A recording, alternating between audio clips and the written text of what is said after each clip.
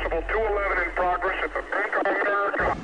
The most televised bank robbery in the United States took place on February 28, 1997 in North Hollywood. I've been hit in the shoulder. We have an officer down. I've been shot twice. I need an RA unit. I was shot in the foot. I was shot twice. 999, come in. This SWAT, code 3. One of the first to respond to the call for SWAT was Officer Peter Wireeater.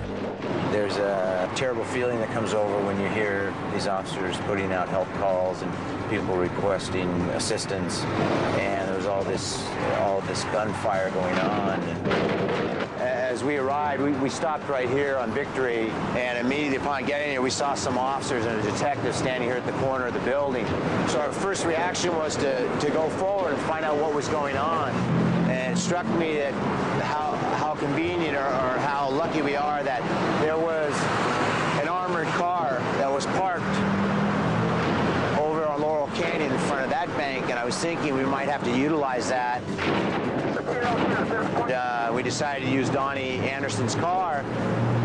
Donnie was busy throwing everything out of his back seat to make room for us. All of his personal things were out here on the sidewalk, checkbook, checks, receipts flying everywhere. We jumped in, the four of us, and drove forward. All of us were exhibiting signs of being excited and everything, but we were both saying and talking to each other, you know, we've got to do something here. Monitors following, and they'll likely take them down. As we stopped here, Donnie was actually driving the car that day. I was in the front passenger seat. You know, we hear this overwhelming volume of gunfire, and we knew, as from all appearances, that they were on the north side of the bank. And it just dawned on me that, you know, we need to do something right now.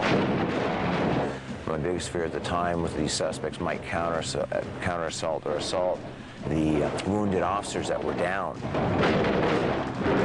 I stepped into Laurel Canyon and tried to get the wave for the armored car to come forward. They were about a block down. I finally attracted their attention and got them to drive forward. At that time, they opened the door, and inside was already 5 officers and the civilian drivers of the armored car. Everybody's efforts were there to start with. They just needed someone who could really direct all those individual efforts together and go forward as one. We drove forward to the people that I felt were in the most danger. We found one of the officers, the first ones we encountered, had a very bad leg wound. He'd been shot. As we climbed out of the armored car to set up, all I did was set up to provide cover where I thought the suspects were. We got Officer Whitfield inside the armored car, and then now started our trek southbound to keep picking people up. That was when we spotted all the people in the intersection behind the black and white that were shot to pieces. The civilians that were pinned down in the intersection behind the cars. You would like to think you could calm someone down and make them feel comfortable if you can, but in a situation like this, there's so much speed, you're kind of possibly yelling at them to do what you want them to do. There's no time to think about people's feelings. Inside the armored car, the wounded people were in a state of shock. Some were in a lot of pain. There was a lot of crying out.